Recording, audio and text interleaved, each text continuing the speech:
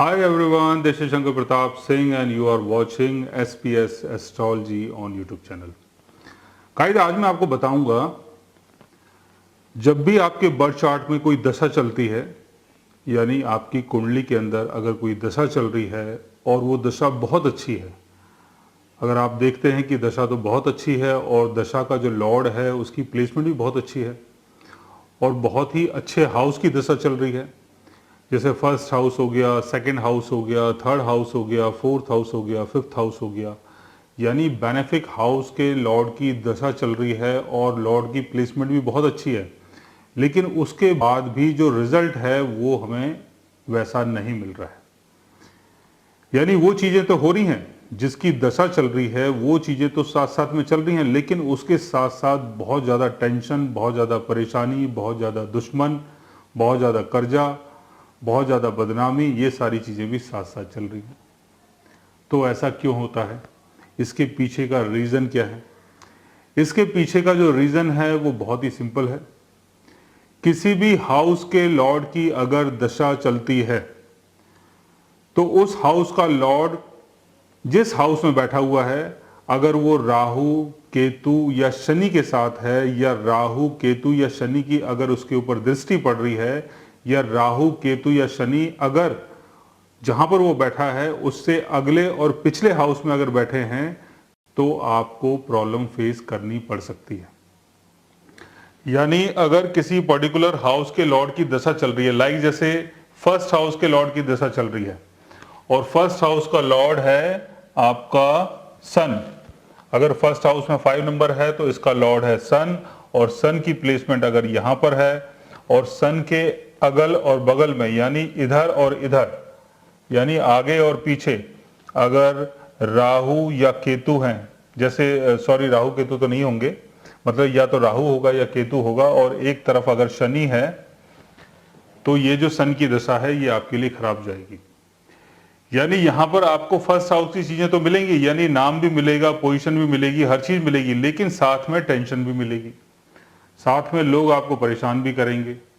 और यही प्लेसमेंट अगर एक साथ होती है, अगर शनि सूर्य के साथ है, या केतु अगर सूर्य के साथ है, या राहु अगर सूर्य के साथ है, यानी कोई भी मैलेफिक प्लैनेट अगर सन के साथ प्लेस्ड है और सन की दशा चल रही है, तो उस दशा का बेनिफिट तो आपको मिलेगा, यानी आपको यहाँ पोजीशन भी मिलेगी, नाम भी मिलेगा, पब्लिक विजिबिलिटी भी मिलेगी, लेकिन साथ साथ आपको परेशानी भी मिलेगी और टेंशन भी मिलेगी। और इसको देखने का एक तरीका और भी है, प्लेनेटरी गोचर में जो डेली का जो ट्रांजिट होता है, प्लेनेटरी गोचर जो होता है, अगर प्लेनेटरी गोचर में अगर शनि का गोचर अगर 10th हाउस से हो रहा है आपके लगन के हिसाब से, या केतु का गोचर या राहु का गोचर अगर 10th हाउस से हो रहा है, तो हो सकता है आपको प्रॉब्लम फेस करनी पड़े। तो इस चीज का आपको बहुत ज्यादा ध्यान रखना है। अब जैसे 4th हाउस के लॉर्ड की दशा चल रही है और 4th हाउस का लॉर्ड है आपका मंगल, अगर 8 नंबर यहाँ साइन है और इसका लॉर्ड है मंगल, और मंगल अपने ऑन साइन में यहाँ पर बैठा है, मार्स यहाँ पर अपने ऑन साइन में है, लेकिन 3rd हाउस में, 5th हाउस में शनि और राहु की प्लेसमेंट है, या केतु या शनि की प्लेसमेंट है, या शनि और केतु अगर मंगल के साथ हैं, या शनि और केतु की कहीं से भी अगर मंगल के ऊपर दृष्टि पड़ती है, या सैटर्न अगर आपका 7th हाउस में है, 10th हाउस में है, या आपके 2nd हाउस में है, तो इसका डायरेक्ट जो एस्पेक्ट है वो मंगल के ऊपर पड़ेगा। तो यहां पर अगर मंगल की दशा चल रही है और मंगल अगर अपने ऑन साइन में है, ऑन साइन में अगर मंगल होगा तो आपकी कुंडली में रोचक योग बनेगा। रोचक योग यानी बहुत बड़ा राजयोग होता है, और मंगल की दशा चल रही है, आप सोच रहे हैं कि मेरे पास बहुत पैसा आएगा, बहुत प्रॉपर्टी हो जाएगी, एक से ज्यादा घर हो जाएंगे, तो वो सारी चीजें होंगी, लेकिन उसके साथ साथ टेंशन भी होगी, उसके साथ साथ आपके जो एनिमी हैं आपको परेशान भी कर सकते हैं, उसके साथ साथ हो सकता है किसी आप ऐसे विवाद में फंस जाएं कि जिसके कारण 4th हाउस से संबंधित चीजों का बेनिफिट ना मिले। और गोचर से अगर राहु, केतु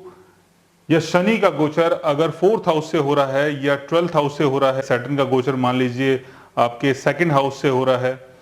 या आपके 7th हाउस से हो रहा है, या 10th हाउस से हो रहा है, तो डायरेक्ट जो एस्पेक्ट है गोचर का, प्लेनेटरी गोचर का, उसका एस्पेक्ट भी आप पड़ेगा। तो ऐसी कंडीशन में जो आपकी दशा है वो प्रॉपर तरीके से आपको रिजल्ट नहीं दे पाएगी। तो कभी भी अगर आपकी दशा चल रही है और अगर आप ये सोच रहे हैं कि ये जो दशा है इसका आगे चल के बेनिफिट मुझे मिलेगा, लेकिन उसके साथ साथ आपको राहु, केतु और शनि की प्लेसमेंट को भी देखना होगा और गोचर से भी आपको उनका डेली का जो ट्रांजिट होता है उसको भी देखना होगा, तभी आप रिजल्ट को प्रॉपर तरीके से जान पाएंगे। सो गाइस, आज मैंने आपको बताया कि दशा का फल आपको कैसे मिलता है और अगर उसके साथ साथ अगर राहु, केतु, अगर शनि भी साथ में है और अगर उनकी दृष्टि उसमें पड़ती है तो उसका जो फल है वो बदल जाता है। अगर आप भी जानना चाहते हैं अपनी दशा के बारे में या किसी ऐसी चीज़ के बारे में, तो उसके लिए आप हमारे चैनल को सब्सक्राइब कर सकते हैं। और अगर आप हमसे बात करना चाहें, कंसल्ट करना चाहें या पर्सनली हमसे मिलना चाहें तो आप हमारी वेबसाइट के थ्रू हमें मेल कर सकते हैं, मैसेज कर सकते हैं और गाइज आप हमसे बात भी कर सकते हैं। So guys, take care, love you all and good bye.